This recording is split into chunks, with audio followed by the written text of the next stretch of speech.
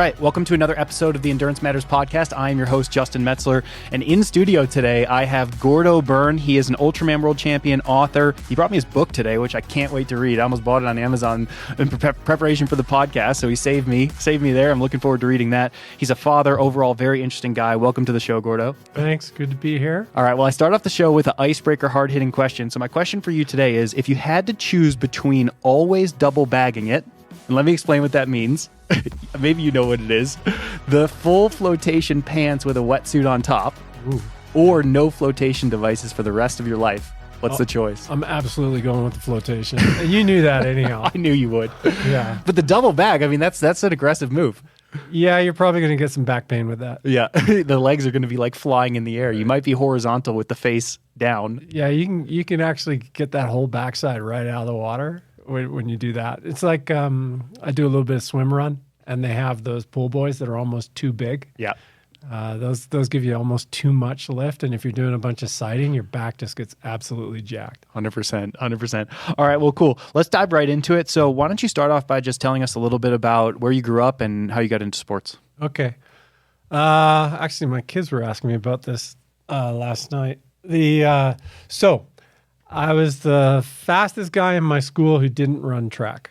So to give you a feel for kind of what the level I was at, I played football. In high school, I played 2 years of club rugby at university. I went to McGill University in Montreal. And that was pretty much it. No swimming. I was a camp counselor in the summers, so active, but no real sport, no endurance. I got a lot into weightlifting in grades 11 and 12 with a little bit of running on top, and got fairly strong for a high school kid. Didn't lift much in college, and then got into my career in finance in my early 20s. Started when I was 21. Then kind of in my mid-20s, decided that I got sick of being out of shape and started lifting weights again fairly seriously, got pretty strong, and was just doing hiking. So no competitive background, and got into mountaineering. And then in my late 20s, discovered triathlon, started training, and just kept getting faster and faster and faster. And so I signed up. Back then, you could just, you had to send a postcard in to sign up for an Ironman. This is like 1998. Signed up for Ironman Canada the following year in 99. And so at the end of 98, I turned 30. So around my 30th birthday, I go to my first Masters swim workout. And I didn't know how to swim. So anybody listening that thinks they're too old to learn how to swim, you can absolutely do it. And then just kept at it. And so from 98 to 2002, did a ton of training, and the end of 2002 is when I won Ultraman Hawaii. So obviously a really big ramp in terms of performance. And then by 2004, probably 2003, 2004, 2005, I was kind of podium at most of the international Ironman races I did. I was never all that fast in the 70.3 races, but in Ironman I was very competitive.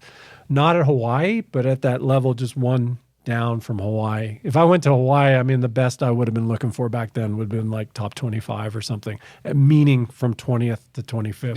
Right? I just, because of the swim. Sure. Without that wetsuit, I really, you're using a lot of energy, and I wasn't particularly efficient in the water. I was relying on strength and fitness. Yeah. Interesting. Talk to me a little bit about the world of finance. And I guess like my question is first, how passionate were you about that? Yeah. And how intense was that world, or I guess how intense did you take it? So I started out in London in my early 20s and just worked all the time. And if I wasn't working, I was hanging out with my Aussie friends in the pubs, and that was it. It was just work and party, early 20s, like that kind of lifestyle. And so it was kind of all consuming, didn't really exercise much. Now, towards the end of that period, I did start riding my bike to the office and stuff, and we had a shower at the office. But riding the bike to the office is different than what you and I would consider riding. It'd be like, 20 minutes each way. But it was something, it was a bit of movement. Got promoted, moved out to Asia, and I was in Hong Kong for 6 years. And so with the promotion, I was able to control my own schedule. And so when I got into triathlon, it was relatively straightforward for me when I wasn't traveling to get about 15 to 18 hours a week of triathlon training. And then obviously I did a lot of travel because of the nature of the job. It was a regional job. Some years I'd be on the road half my nights. So half my nights I wouldn't be sleeping in my own bed. So that would kind of mess you up a little bit, but I got pretty good at just making it work on the road. What I called hotel bricks. You just go into some hotel and you're going to do 20 minutes on every machine and you'll do some circuits on the weights, and whatever time you got, whether it's 60 minutes, 90 minutes, or 2 hours, you just be kind of mixing it up, just getting volume in. And then the swimming would suffer a bit, but overall it was pretty good. And then I guess at that point, like you said, you ramped quickly into racing Ironman, racing professionally. Were you balancing the finance job, living in Hong Kong, and trying to race professionally all at the same time? Actually, that's a great question. So, 98, 99, I was juggling. I was trying to kind of do it all, work plus amateur training. Well, I was not fast enough. I was very average when I started. Now, in 2000, I took a 2-month kind of holiday, and I came here, and I lived up in Sugarloaf so I flew from Hong Kong to California. I raced Vineman, qualified for Kona at the half Ironman there. They used to have slots. Then I came here and did a 6-week block for Ironman Canada, living up in the hills, which was a lot of fun. I'd pack the car and I'd drive down to Scott Carpenter with the bike in the back and a cooler and, swim, bike, run all day, and then drive back up to Sugarloaf. And for those of you who don't know where it is, it'd be like, probably 1,500 feet above Boulder. So maybe you're around 7,000 feet. So you're kind of getting that. I mean, it's an ideal altitude for hanging out if you're doing the altitude training thing. And then you're coming down here to train at the long course pool. It was heaven. I loved it. And then I go up to Canada and I'm second amateur overall. And I was like, wow, this was just so great. And actually, the guy that beat me is Jason. And he's still racing age group. And we raced together over the years. And now we're still racing. He's about the same age as me. So now we're doing the same thing, but just, 25 years later. That's awesome. So I'm like, maybe I'll take a break from work. So I go back to Hong Kong. Convince my boss to give me a 1-year leave of absence. Go down to New Zealand to train alongside Scott Molina, John Newsom, and the group of athletes that John Hellemans had down there who were training for the Sydney Olympics. And these guys were so fast. I was getting lapped every 150 when we were swimming long course. I mean, it was like Brad Bevan, Craig Watson, Chris Gemmell, Bevan Doherty. Hamish wasn't there, but it was a really good squad. And John let me he's like, yeah, you can come. He figured I'd get sick of it and leave, but I didn't, and I got better. And that was great. So that environment, I just learned so much. And I think around that time, so now we kind of roll over into 2001, I start racing elite. And back then, all you had to do was tick a box. They didn't have things like pro cards and stuff. And, in the weaker fields, maybe I get a podium. In the stronger fields, I get totally crushed. And so then it's just working at it and kind of working your level up and trying to figure out how to do better. I was doing some coaching as well. And I really enjoyed it. So I never went back to finance. I just took my life in a totally different direction. I did some financial consulting. I helped a friend start a business, and I worked in that. And that was great because I was working as a consultant, so I could control my schedule. So half the time I'd be able to train. The other half of the time, it'd be like working, but it'd be flexible working. So it was a really good period in my life. That's really cool. Did you feel like you could get the coaching sort of off the ground right away, so that was stable enough to be able to support as much time as you were spending in the training? Or was it sort of like cobbling it all together, like a little bit of consulting, a little bit of coaching, spend as much time training that was left?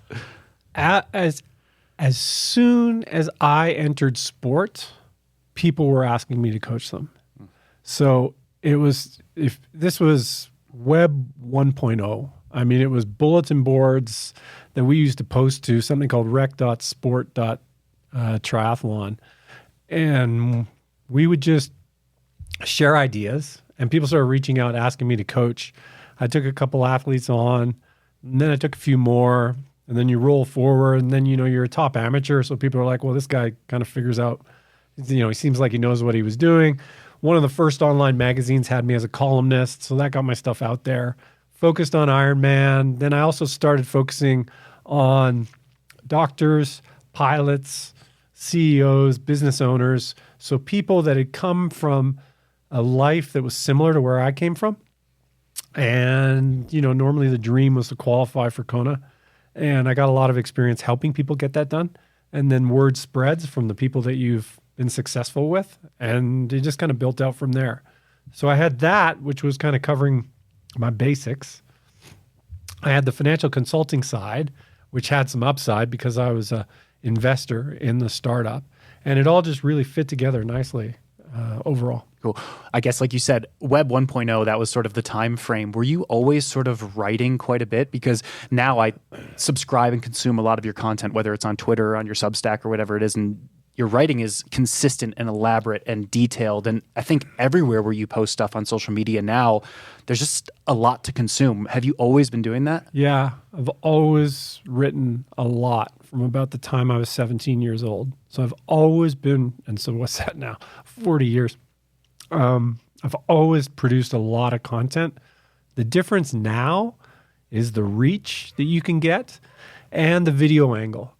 Video is something totally new. I used to just be, it was all just, it was blogs.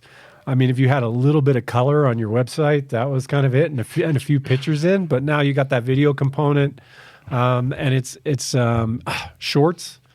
Yeah. My kids tell me, it's like, you got 1 minute, Dad. That's it. So you got 1 minute to make your point. And if you're used to writing articles and chapters and books, it seems really short, but that's just how it's gone. Yeah, I couldn't agree more. And even me, I'm 32 years old. Like, I'm still stuck in the long form content era. Like, I had a blog spot when I first started racing professionally where I would recap every single race, recap my training.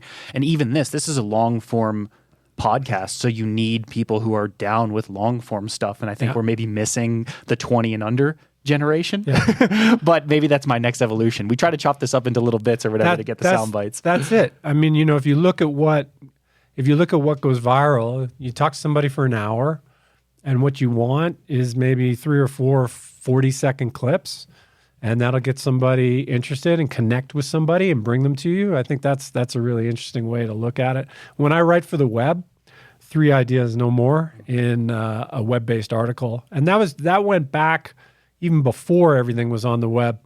When I was writing for Triathlete magazine, I'd just be like, okay, what are the 3 things I want to say? And that's it. And so you'd say why you're saying the 3 things, you'd break it down, then you'd wrap it up, and there's your page in the magazine. And I brought that across to, web writing. And because basically, what do you got? You probably got somewhere between 2 and 4 minutes, and 4 minutes would be a lot. Everybody's going to be reading on their phone, and you want to kind of connect with them, educate them, where they're having a little break in their day. Yeah. All right. Well, I want to transition a little bit because I guess I've always sort of like peripherally consumed your content, like I mentioned, but since we've been swimming together a little bit more at the same pool now this year, and a little bit more interaction on Strava and maybe a little bit on Twitter, I've been really sort of interested in your specific training, and I've got a lot of questions on training as a whole, but I want to start with your training. So last year you raced Challenge Roth, and I remember following the build up to Challenge Roth, and I was sort of interested in it from 2 perspectives. A, the angle that you're in your 50s and you have that's just a different type of training. And, you have many years of experience, but training as a 50-year-old is different than training a 20-year-old. So I'm curious to hear about that, but then also just the long, wide scope that you take building up to races, because I feel like your preparation for Roth was 12, 18 months in the making. So I guess as a starting point, can you talk to us about like how you think about approaching a goal and maybe what goes into planning that process? Yeah. So I do things differently. And I do things differently than I coach people because I'm willing to do whatever it takes to get my result. I'm focused on the result. Don't care. If I look bad at a race or I get my butt kicked in a workout, I've never cared about that. I've always just wanted to get better, which means I need to be true to myself. So what does that mean? Well, that means I'm okay with taking 3 years to get ready for an Ironman. I'm totally fine with that. If that's what I think it's going to take me to have a race that I'm going to be proud of, I'll do it. And that's what I did for Roth. So it was 1 year getting the swim sorted, 1 year getting the bike sorted, and then the last year was kind of run focused, but even that wasn't enough. I think it's going to take me another 2 years to get to the point where I'm able to run a marathon the way I want to and the way I know I can. So if you're thinking about that, it's really a 5-year progression to a decent Ironman result. Now, my result in Roth was okay. For my age, I almost got under 9 hours. And for my age, it was the fastest anybody that was 56 has ever gone. So it was good, but I know I can go a lot faster. So it left me kind of motivated and hungry. So let's talk about things I do different. I do a lot of easy training. And by easy, I mean zone 1. So I do a ton of that. Why do I do that? I do it because I'm focused on economy and gross efficiency. So if you're talking about going long, you have to be very efficient. And what I mean by that is I want the internal cost of holding Ironman power and pace to be as low as possible. We measure that in terms of oxygen consumption, but you can also simply just look at what your heart rate is, heart rate to watts. So you want that ratio of your watts divided by your heart rate to get as high as possible. Those sorts of changes take years. You can see them in a few months, but to really move the needle, you're talking 5 years. I mean, if you want to, and they will keep moving. If you look at these long-term studies, they will keep moving for like 10 years. So you're always thinking about base training and always thinking about building that mechanical efficiency. And then the other side is economy. When I was obviously somebody that can win Ultraman is going to be very economical. In other words, when they're tired, they can still run and ride at a reasonable output. So it's got nothing to do with what their 5-minute power is or what their 5K time is. It's what can you do when you're exhausted in Ultraman after 2 days of racing? What can you do when you're totally shelled? And the same thing in Ironman too. If you have the ability to run 420Ks when you're exhausted, you are going to be a very fast amateur marathoner off the bike. I mean, it's different in the elite race now because the guys are running so fast. But back when I was racing elite, all I had to do was hold 4-minute Ks in an elite race. And I know, not at first, but eventually I'm going to run almost everybody down. And I just realized that early on when I was, way down the field. My first Ironman was like an 11-hour effort, but I passed 500 people. And I was like, nobody's running in this race. And you just see it, and then you adjust the training to do that. So that's one thing. Another thing is I take a lot of low-stress days. So I'm not constantly revving my nervous system. So at least across a year, at least half my days are days, and I'm not sitting on the couch, I'm exercising, but I'm not stressing myself from a nervous system point of view. I'm not trying to do something hard. I'm not getting my heart rate up, but I'm just exercising and moving my body. So I'm still working on that economy and efficiency piece, but I'm letting my nervous system recover. That is essential as I've gotten older, because it feels like I got 1 hour a week where I can go hard, and I want to break that up. So maybe it's like, it's like 2 20-minute sessions. That'd be 40 minutes there, and then maybe 2 10-minutes. So I got like 60 minutes where I can go hard. Now, and by that I mean red zone, zone 4, zone 5, using a 5-zone model. If I back that off and I say, hey, I'm not going to go hard, I'm only going to do 20 minutes of that stuff, then I might have 2 to 4 hours worth of tempo that I could break up. So you have to be much more strategic with how you're using the more peppy stuff. And when I'm talking about multiple hours of tempo, that's really only in the summer for about a 6-week block when I'm specifically preparing for a race. The rest of the year, and sometimes even for an entire year, I'm focused on just that base building and increasing my general capacity. Most people are not willing to do that. And there's so much pressure on the elites now to be fit from February to November. And I just wrapped up a 6-month, what I call an anabolic block. I'm not doing anything really all that long. I'm not doing anything really hard. I'm just doing general base training and kind of building up my capacity. And folks, I noticed this as a pro. We'd go down to New Zealand. We'd do 13 weeks and stay in the same spot, doing the same week. And we do the local races down there. And we'd come out of that and we'd be so fit for the rest of the year. It would really help the blocks that followed it.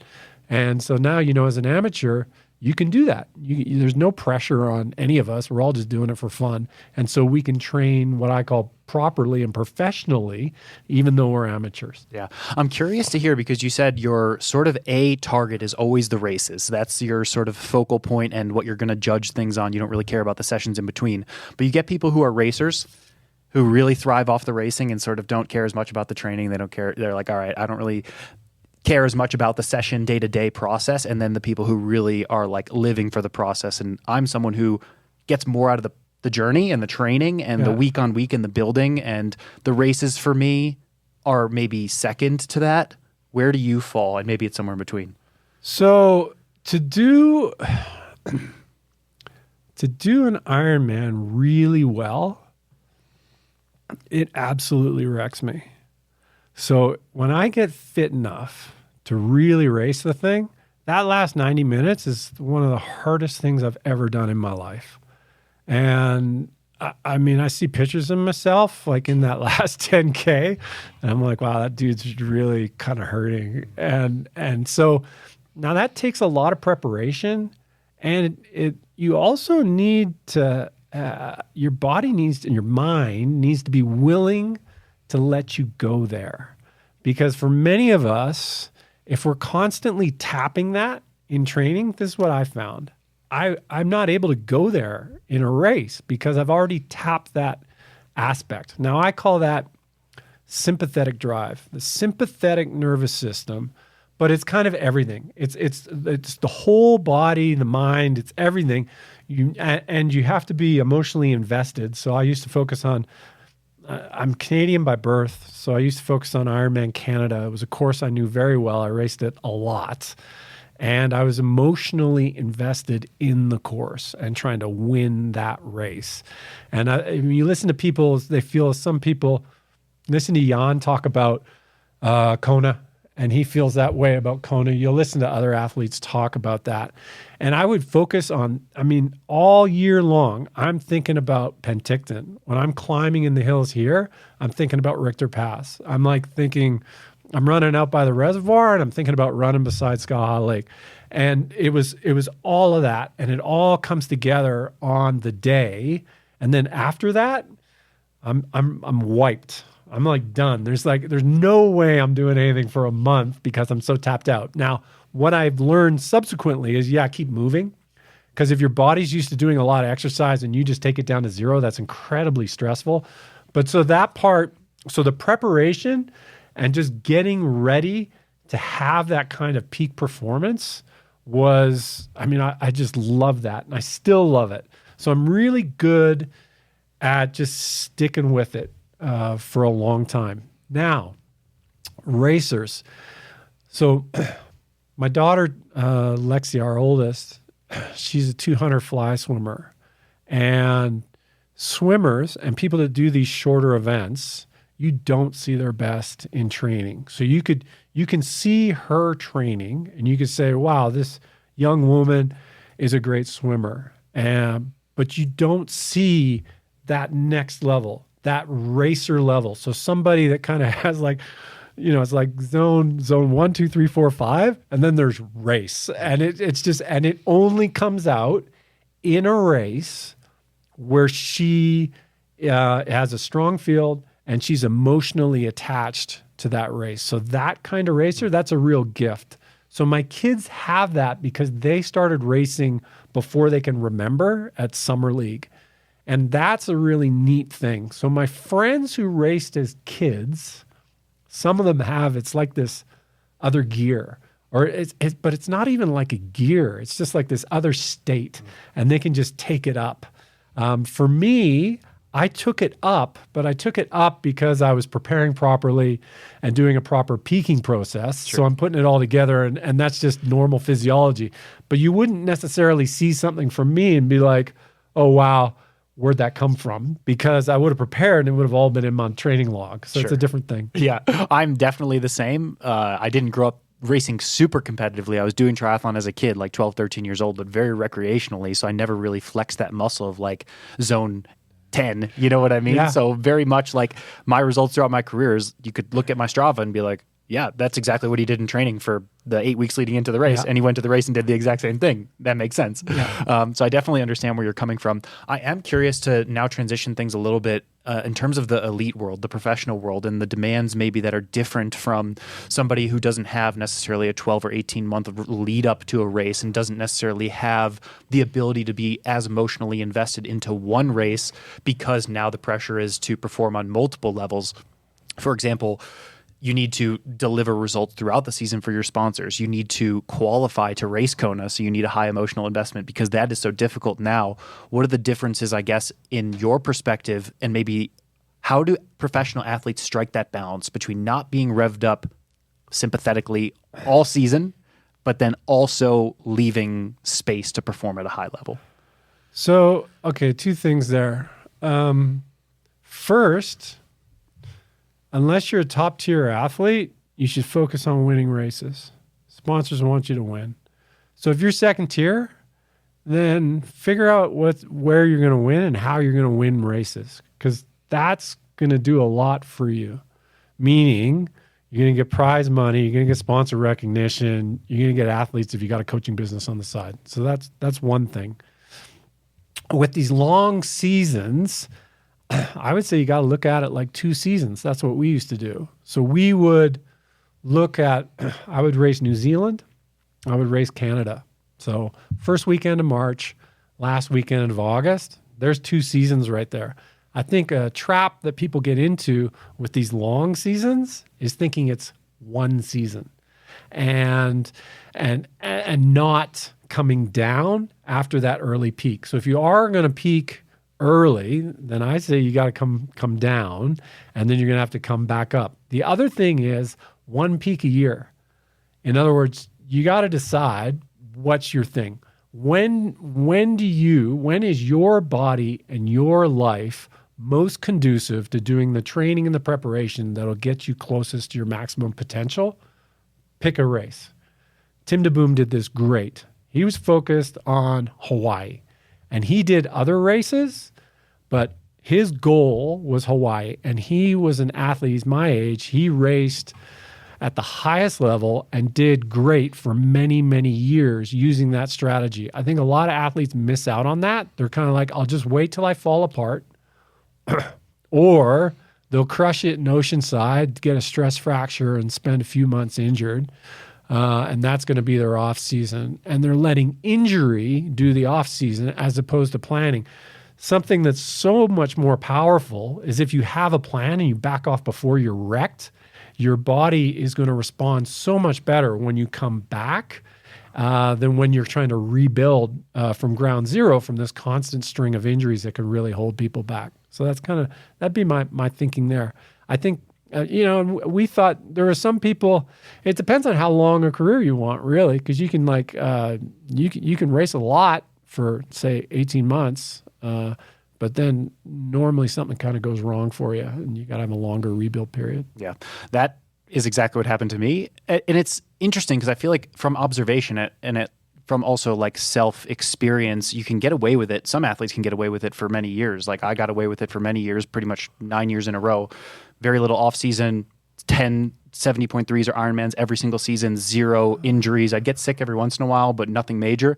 And then bang, major injury, huge reset, and very difficult to find the runway after that. And I think one thing I've struggled with in my career, and I'm just curious to hear your perspective on, is how to periodize a season and peak when it matters for professionals. Like you said, you might need to pick 2 peaks, but one thing I've really struggled with is getting those peaks timed accurately. So I will train, I'll have build-up races, and I've won a lot of those.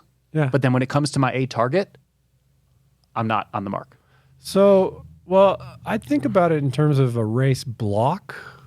That's one way that you can kind of get around that. So you're sort of like, all right, I'm going to have this block of 6 weeks where I'm going to do 6 races. Scott Molina coached me, 100 pro victories. And he would think in terms of a block. He's not necessarily, he knows, all right, I might not, because he can't guarantee he's going to be on the day, but he knows he's going to be in really good shape for a period of time, 6 weeks. And so he's going to do four races in that 6-week period, and he's going to have a race block rather than putting all the eggs in that race, in that one kind of magical race. Now, if you're focusing on Ironman, that can be tougher to do because of the nature of the load and things like that. But for this, for everything up to 70.3, you can kind of do that. You can have this race block. And so then it's about getting ready for that block. I would challenge anybody that races just a ton all year. I would challenge them to get, unless they're at the very top, I was like, well, why don't we try and get you to the next level? Why don't we try and get you a level up by not doing a lot of this race-specific training year-round, but let's focus on let's try and move the needle forward in one area, and if we changed that, your competitive profile would change completely. And we're going to focus on that for 4 to 6 months. And we're not forgetting about everything else, but everything else is kind of like a base training type thing. And that's how I approach it now too. So, when I'm talking that, swim year, bike year, run year, but maybe like the last 6 months, I'm going to do short course this year. I'm going to do nationals in August. Now, I want the race in my mind to be over at T1. And I mean, I know that's a pretty bold statement, but I have confidence in my run and I have confidence in my bike, but I don't necessarily have the same level of confidence in my swim. So if I can lift that swim, that would be a change for me. And so I spent 6 months focusing on, all right, what's it going to take to become a better swimmer? And again, in triathlon, a better swimmer, it doesn't show up in my 200 time or my 400 time. It shows up on just being able to sit on some guy who's going to take me to T1 and then be able to ride and run to my potential, because it's all submax. And so it's about becoming more efficient at a pace. And in the amateur race, we're a lot luckier than you guys because the surges don't last very long and they're not very hard. And so it's just a different dynamic. And so it's just the ability to sit there, and sitting there does not require me to sit at 110 meters pace. It's way slower than that. And so it's a fun game to play. And so I think of it in terms of pieces and components. Yeah, interesting. I forget what you commented on. We had a Strava exchange, and you said like the less stressful part of racing is like when you're 57 or whatever, you were like less pressure, less stressful, something along those lines. Everything's easier when you're older. Yeah. Now you're having, because any masters athlete will tell you you're playing whack-a-mole all the time with all these little things that you're having to manage. And if you try and train properly, as opposed to just trying to be consistent, everything will fall apart. So that's why I do so much easy training. I'm really cautious and back off. It's all it is about is just keep training, particularly with the run. If you can just keep running, there's been changes. I used to be a really high mileage runner when I was an elite. Just don't tolerate that anymore. So I got to focus on frequency, a couple key runs, really thought out, like, what do I need out of it? I can't just throw volume at myself and expect it to work. Yeah, interesting. I'm curious to sort of talk about the other side of the spectrum. Like, you have obviously high performing elite age groupers like yourself who are taking it really seriously, trying to win your age group, get the most out of yourself. Professional athletes maybe fall into that same category. What about athletes who only have 10 to 12 hours a week to train? What's their approach? So, okay, don't negotiate with yourself. That's number one. So build a week that fits your life when you're at home. And what I mean by that is literally a week in terms of I'm going to do this on this day, this on that day. Not the exact workouts, but like the swim, the bike, the run. Put it in the calendar, and that's it. That's your week. You're going to get time from that. Everyone in your life is going to learn what you're doing and the day you're doing it. And that's going to be probably worth, 1 or 2 hours a week just by not changing stuff. So that's 50 to 100 hours a year of extra training you'll be able to do because you're not doing all this variation. That's a big dose for an amateur. And the other thing is, think about what is your critical limiter for almost everybody's bike volume. And so you need to be thinking about, okay, how can I get additional bike volume? So great way for somebody without a lot of disruption is just a long weekend where you're going to do 2 long rides. So you're going to ride long on a Friday and you're going to ride long on a Sunday. Or if you got flex work, you're going to ride long on Wednesday mornings. So you're going to keep your whole week the same, but you're just going to put in a little extra volume. You do that a few times, there's another 50 hours. And so the game you're playing is being super consistent with the basics and then trying to figure out how can I get an extra 50 to 200 hours if you're an Ironman athlete in the key parts of my year to kind of move the needle forward. And the rest of the time, you're just going to train and be super consistent and stay below the breaking point. And what I mean by that, we talked about when I was working in Hong Kong. If I went 1 or 2 hours over kind of that limit, everything fell apart.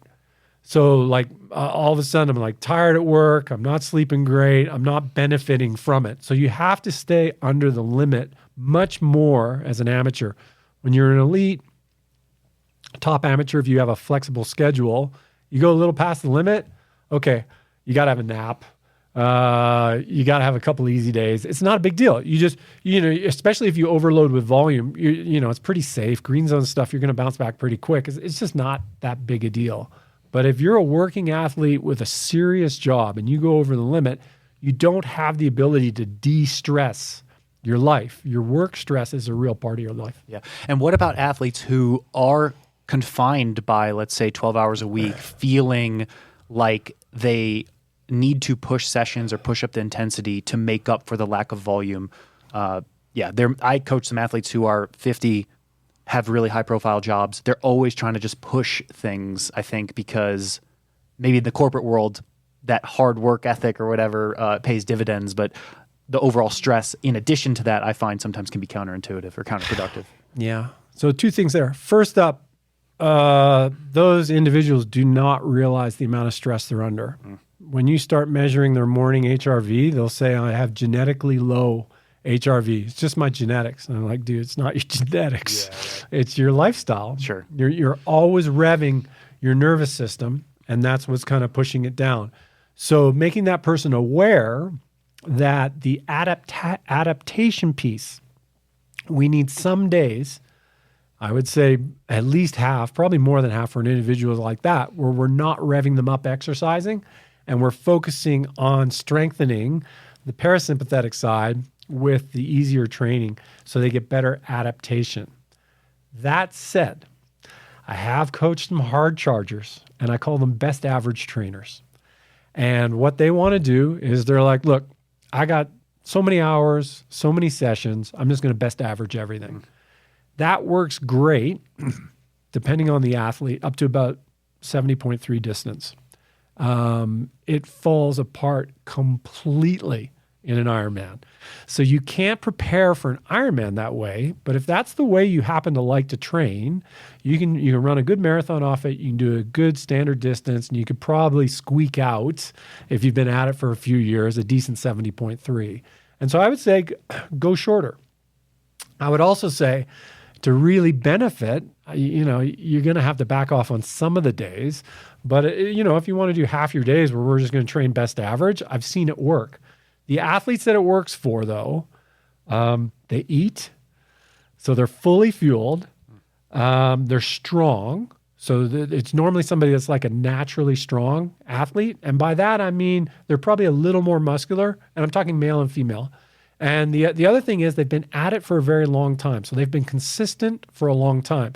So although their hours per year might be lower, the years have been stacked. And when I got a buddy who's in his 60s, I mean, who's very fast, wins his age group at most things. And, so he's stacking, I mean, it goes all the way back to high school. I mean, so he's stacking 45 years of consistent training. And yeah, I mean, that makes a real big difference. And he's solid. I know who you're talking about. You don't have to move huge rocks when you're trying to race in the 65 to 69 category. And, you have that many years of evidence underneath you. It's, powerful, I think, at that point. Yeah. I am curious to hear your perspective, I guess, across all of these levels, whether you're elite age grouper trying to get the most out of yourself off 10 to 12 hours. What's your perspective on misses and adjustments? Because this is something that I see quite a lot with the pros that I coach, the age groupers that I coach. Some of them are very interactive with me. They'll say, hey, can I flip this? Can I shorten that? And I can give good guidance. But I get a lot of folks who, hey, I had a work meeting, can't make it in the afternoon, kick it to Sunday. Now Sunday's a long run, my 2-hour ride.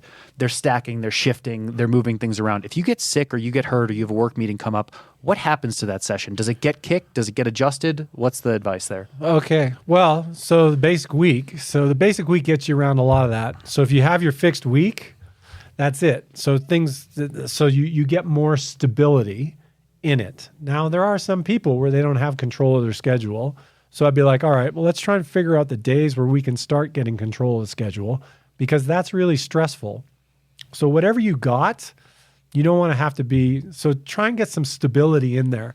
The other thing is the signal is in the miss. So when somebody comes to me with all that, I don't really care what the story is. The information is in the fact that there was a miss. So 1 miss a week, no big deal. Just forget about it. 2 misses a week, well, we might be seeing the start of a pattern. 3 misses a week, we're clearly aiming too high for the life. So we're going to have to step it down, because a program, so in Training Peaks, if they hit the workout, you get green. Mm-hmm.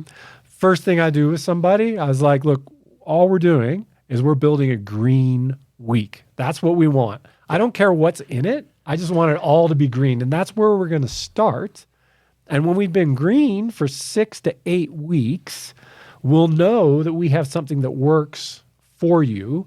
And then, and only then, we can start thinking about what's in those days and in those sessions. Until you got the green week, it doesn't matter. Until you're able to do, don't worry about what you're doing. So that would be kind of how I would approach it with the person, because it's information. It's like, all right, we're just aiming too far. Let's just step it down. You will get more. So the person listening, you will get more out of your training if we can just build something that you're hitting week in, week out. It's just going to compound. And it's a leap of faith at the beginning. But I mean, I used to tell people, you got to give me 500 days before you make your mind up. But way before that, they can see that it's working, because the compounding, I mean, by 18 months, you're in a whole different spot from when you started if you can just stay healthy, have fun, and just roll it. Yeah. I mean, I find it sometimes difficult to get athletes to buy into patience because they have races on the schedule. They feel the pressure, especially from the professional side of things, to really push it, to feel like they're doing as much. And I think especially in 2026, where comparison is the thief of all joy because everyone's looking at what Christian Blumenfeld's VO2 is and what I'm doing on Strava and this and that and saying, oh, well, you know, this person trains 25 hours a week. Why does my plan not have 25 hours a week? How do you get folks who are demanding that as the expectation, but they can't in reality deliver upon it? So they're constantly falling short. And then they're stuck in that sort of gray zone where they're actually not getting the evidence to build from. That's the opportunity for you and me. Not fixing them. You gotta be what you want the team to be. And that was always my focus when I was the head coach. I am gonna show everybody how to do it. I'm gonna do it. And I'm gonna publish, and everything I do is gonna be on Strava.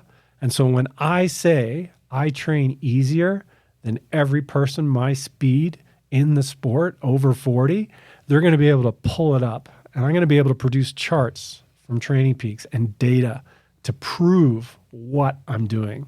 And I've done this from the very beginning. I mean, it used to be just a one-page text thing that I would put up on my blog every week. This is what I did this week. And I would just do it every single week. Holds me accountable. And it's about that. It's just about being transparent. And people are like, okay, you know, Justin's doing it. This is how he's training. I can see the development he's getting. I can see that it's working, and you instill that power of belief in the team. Now, many people are not going to be able to overcome themselves. And part of that is the personality type that is attracted to endurance sport. But it's okay because there's a lot of different ways to get fast. I mean, in this town, you can see many different approaches. There are people who are extremely good athletes, great athletes, world champions, who train completely differently from me.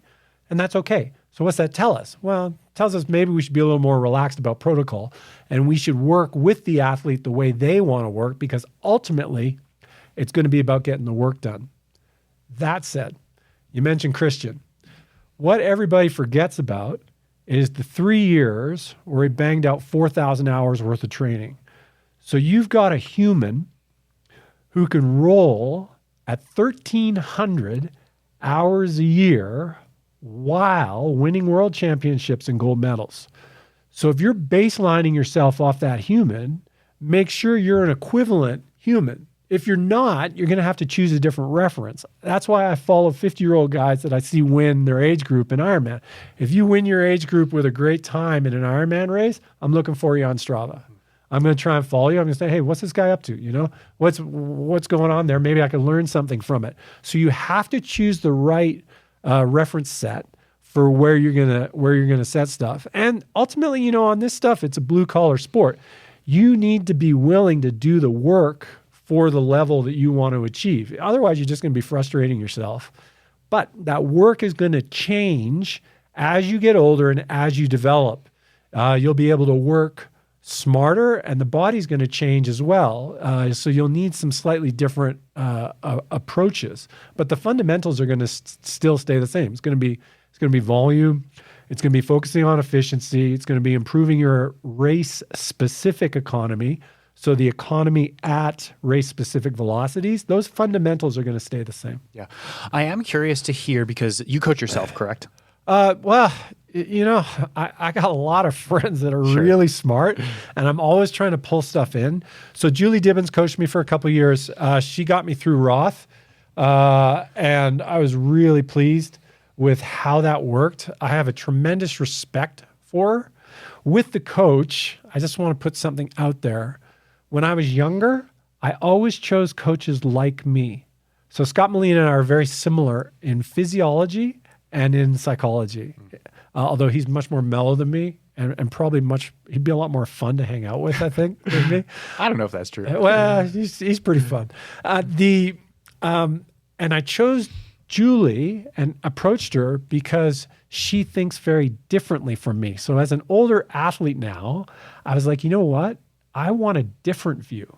I don't want somebody to tell me what I'm thinking all myself. I want somebody who's going to be thinking differently and have different workouts and push me to do the sessions maybe I wouldn't do on my own, but able to explain why that's going to benefit me. And so we had a really good partnership, and that worked really well. And then before that, I had John Hellemans, who's somebody I've known for a long time. He's my co-author on the book, because John, I was really struggling on the whole master's running thing, and he's about 10 years older than me. And so he helped me through that with like, yeah, I realize that you feel like you're falling apart all the time because you are.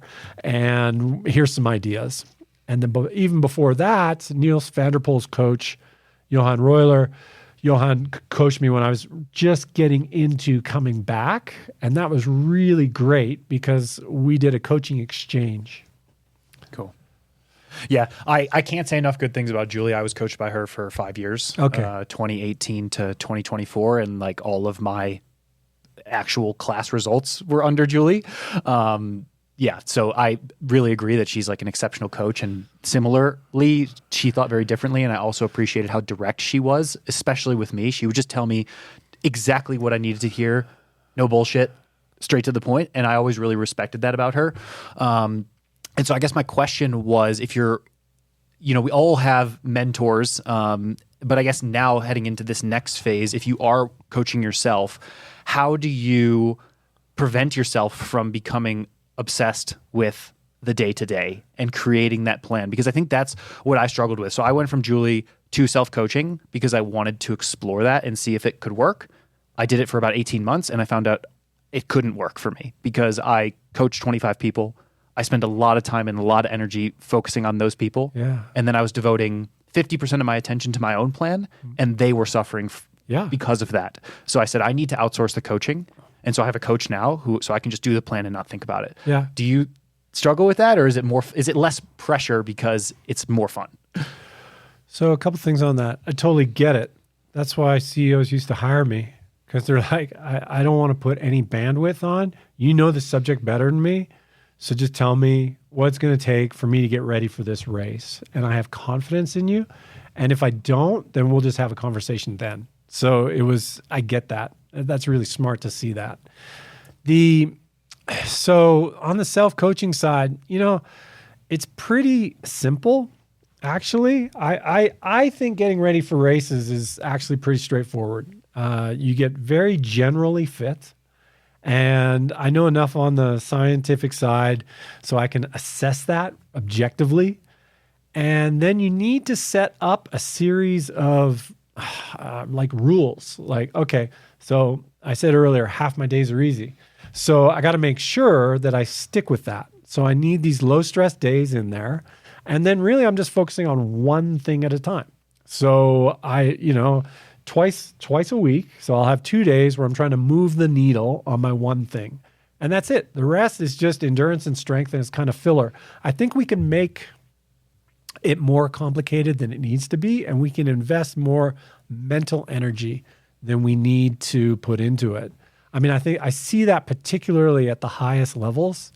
I got a buddy who trains 1,200 to 1,300 hours a year, and they think a lot about down to the minutia of the sets.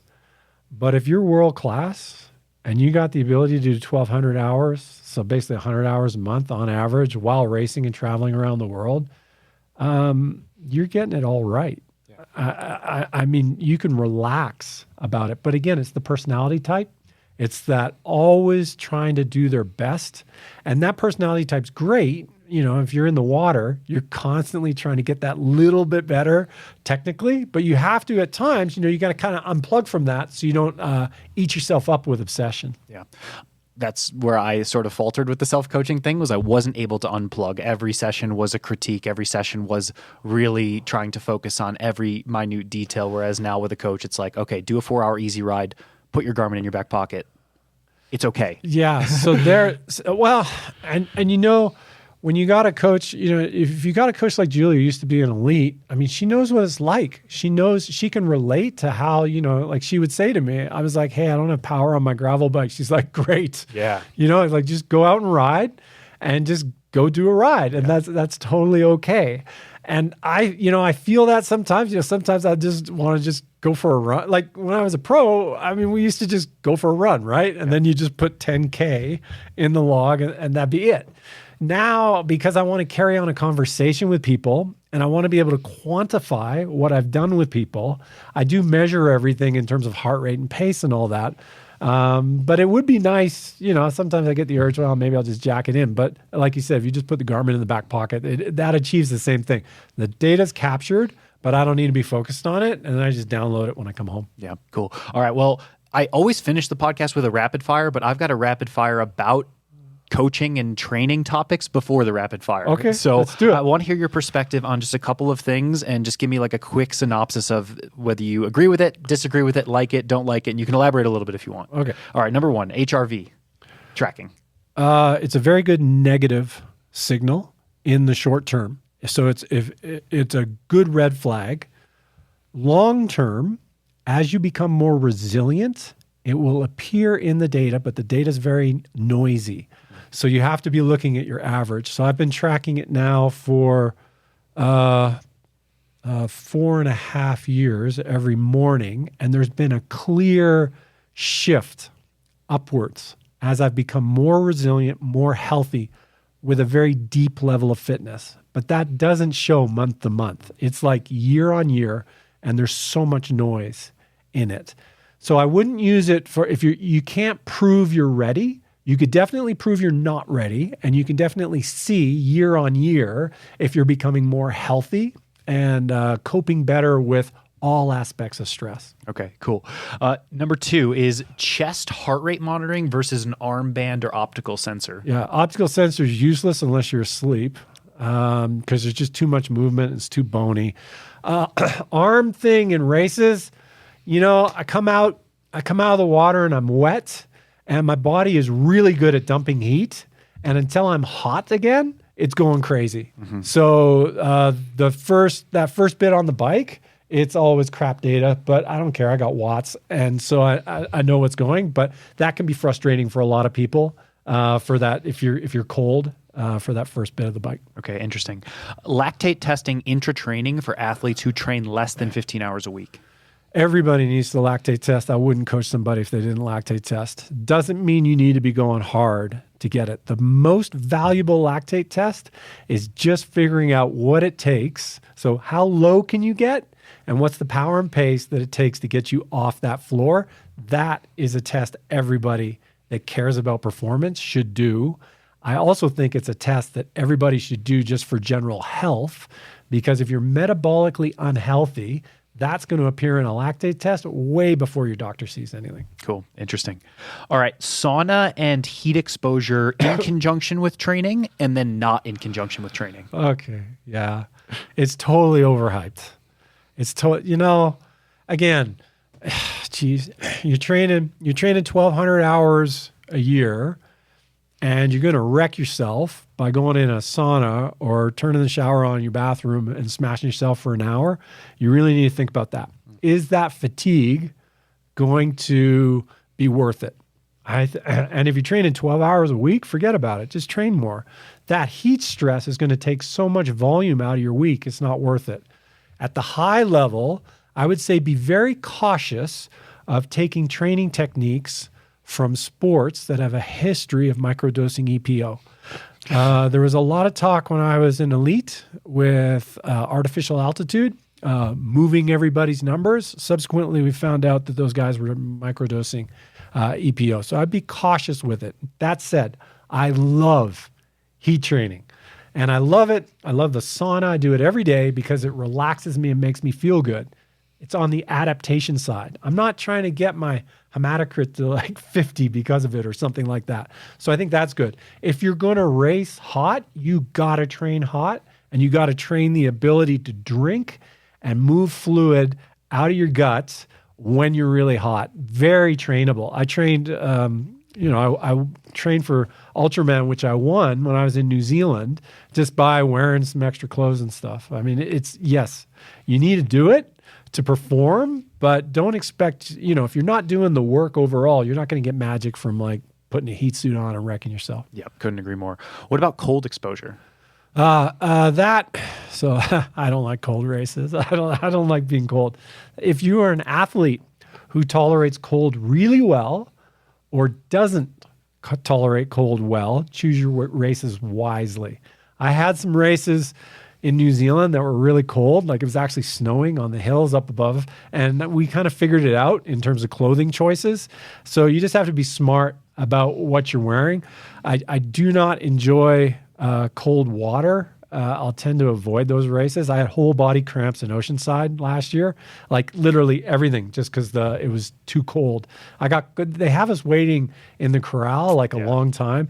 Even you guys, I mean, the pros went in and they're just floating there for what seemed like forever. And I was like, they would have had to fish me out. Like I wouldn't have made it to the start. I wish they could bring back some cold races. I'm always scouring because I love cold races. Yeah. I like extremes. Like I've done really well in super, super hot and then really well in super cold. And I can't find any cold ones.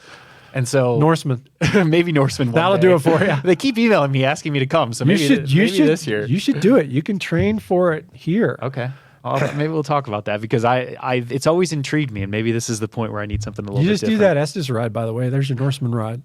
I do that twice a week anyways, just for my mental health. Yeah, so just that out and back, and you're ready for the Norseman Cove. You just get ready to a bit of cold water, and then a couple green mountain loops, and you'll be ready for the run. All right. Well, I mean, the cold water is never an issue. I mean, I did Challenge Iceland 2 years in a row where it's like the glacier's melting into the fjord. It's like 51 degrees. And both Jeannie and I won the race, and we were like, she hates the cold. I don't know how she did it because she's from South Africa. And I'm like, I'm a Chicago guy swimming in Lake Michigan pretty much year round. So the cold for me is no big deal. So maybe Norseman. All right. Final one in the rapid fire before the rapid fire is high carb is going crazy. 10 years ago, low carb's going crazy. What is it the high carb cyclical? Is low carb going to come back around? Where do you fall on all that? You got to do everything. You need your low carb days. You need your high carb days. If you're doing high carb all the time and you're an amateur, you're going to be gaining weight. It's just too much energy going into your body. Mm-hmm. But if you want to perform and you want to rip, you're going to need a fuel and you're going to have to tolerate. And this is the males. I mean, some of the females probably don't need as much because they're not putting out as much power on the bike. But I would argue they would need to do more than they think. Sure. A lot of them, most of them. And so it's both. And I think that's what a lot of amateurs miss. So they're kind of like, oh, Killian just trains on water. That's what I'm going to do. Well, maybe if you got Killian's physiology. What I do is I have days, most of my days, where I'm just eating real food. I'm not doing anything long enough to need to be pounding sports drink. But if I'm trying to stay on your feet at a master's session where I'm going to be swimming 5,000 to 6,500 meters and 40 minutes of that is going to be full tilt, you better believe that I'm carbing up for that. Why? Because I'm going to perform better in that session, but I'm going to recover faster afterwards. And recovery is a challenge for a higher volume, higher performing athlete. And that's why I'm going to fuel there. And then long days in the summer, I absolutely need to train the ability to do 23 to 2,800 calories of carbs on a long ride. I need to be able to process that and figure it out and just get used to it and get my body used to that because that's an essential part of a fast Ironman for me. I need to eat more. You're preaching to the choir here because I'm 80 kilograms and I'm a big guy pushing big power. And so I need to be I was doing 150 grams an hour 7 years ago because I was like, this is what I practiced in my training. If I do any less, I start bonking. So I need to do this. Melina was doing that in the mid to late 1980s. That's where I got it from, him and Mark Allen. They were just eating tons. Yep. And so it's been around for a while. People have known. I think there are some elements of, on the lower side and the timing side, but really that's just the energy management side overall.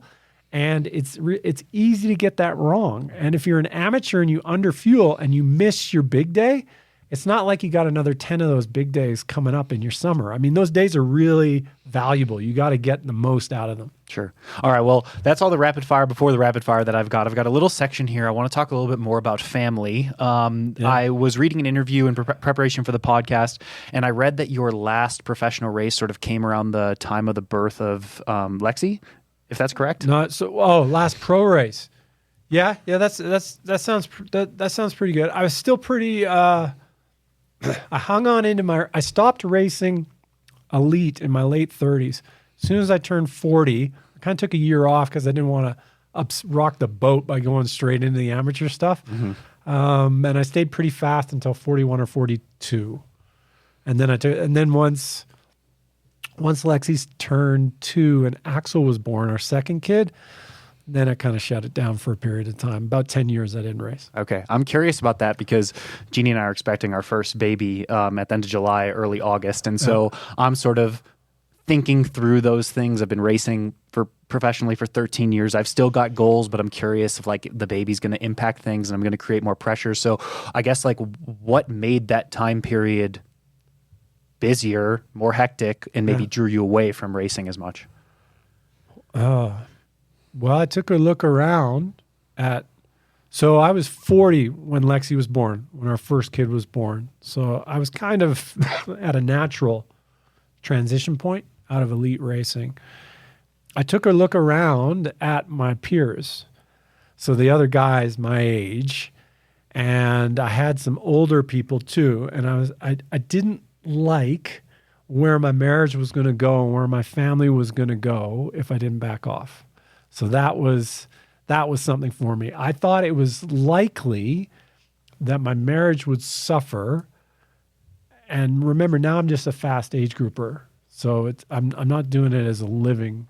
And I was like, it doesn't seem like a good trade for me. So that's why I kind of decided, all right, I'm going to take a break. I thought I was just taking a year off. But then we had another kid, and I was kind of like, oh, it just doesn't fit. The other thing that I noticed, and I would say to people, pay attention to this. There will be times in your life, whether you have kids or not, when you're going to stop recovering.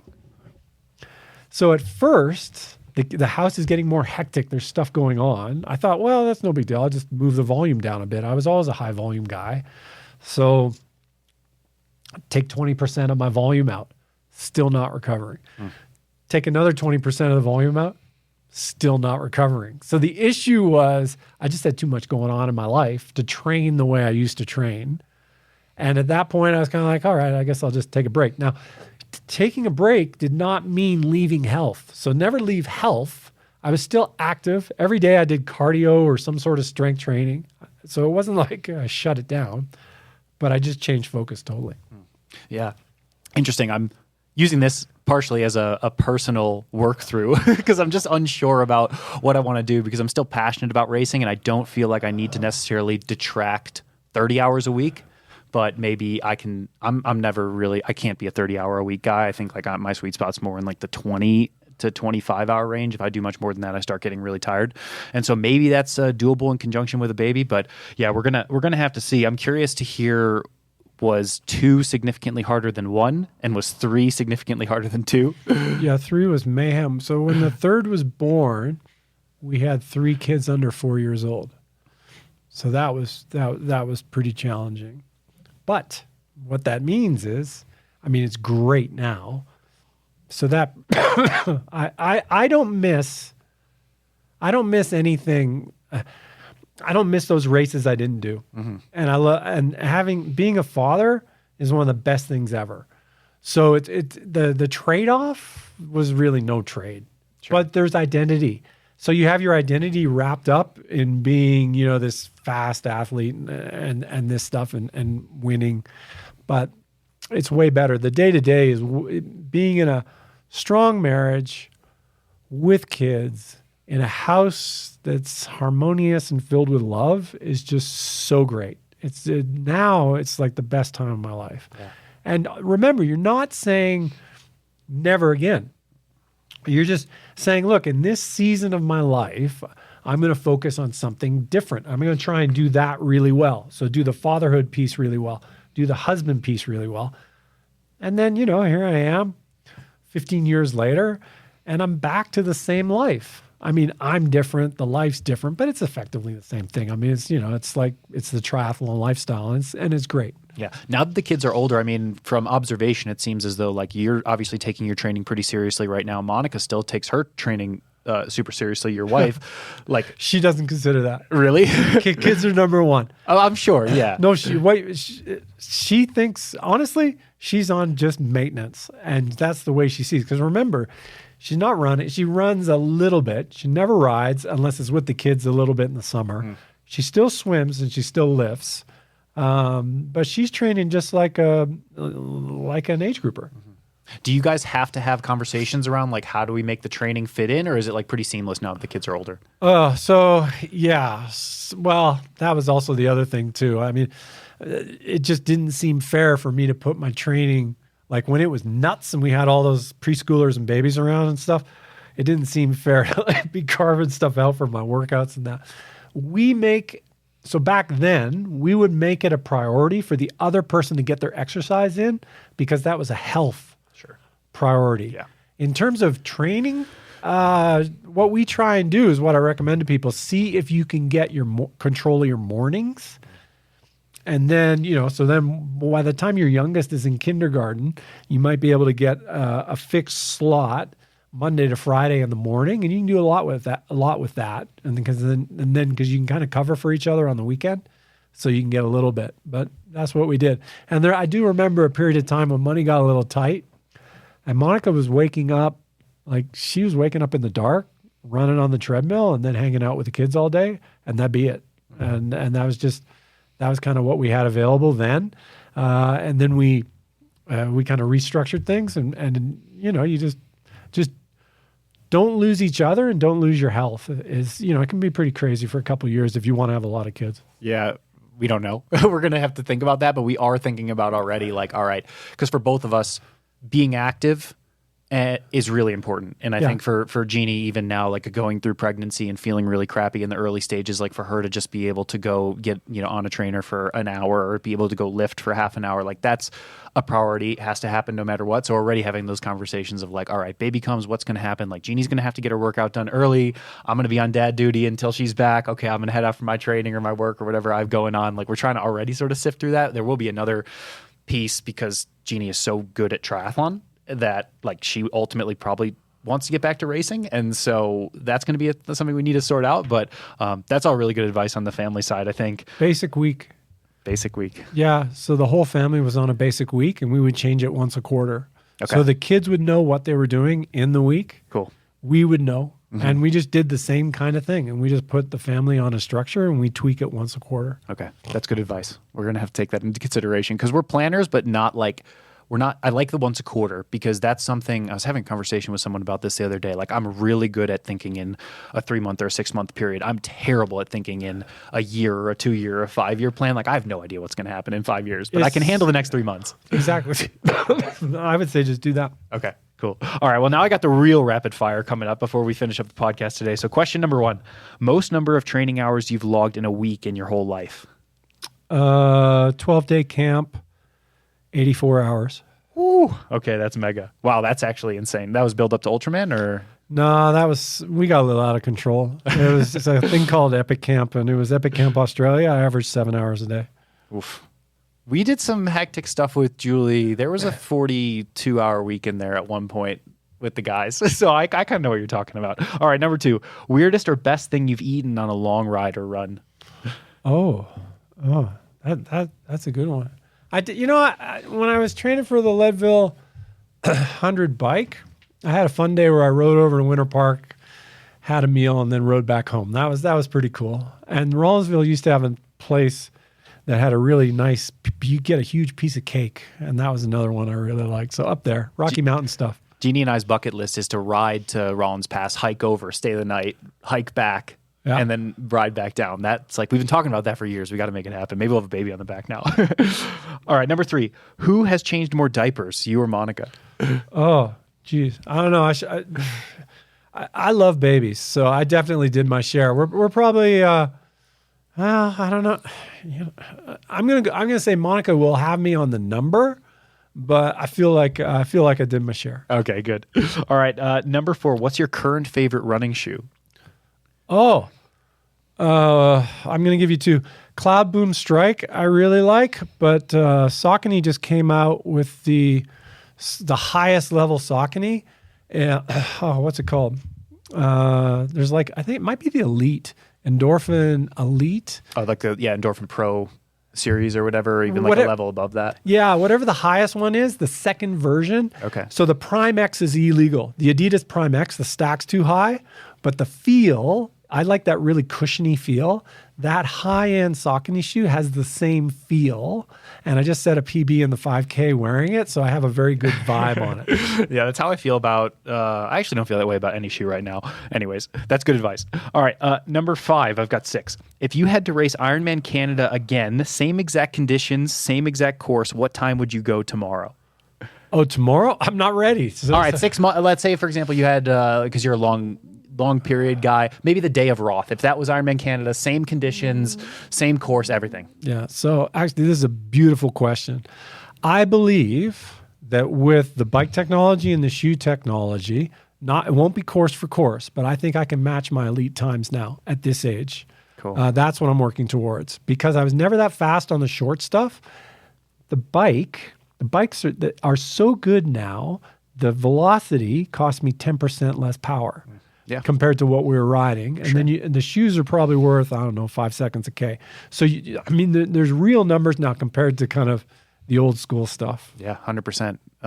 To give context, you went 8:29 in 2004. So that's pretty ripping for mid-50s. So, I'm definitely trying to go sub Simone. I saw what she did in Arizona with the 4:30 bike and then the 2:59 run. You got that. And I was like, you know what?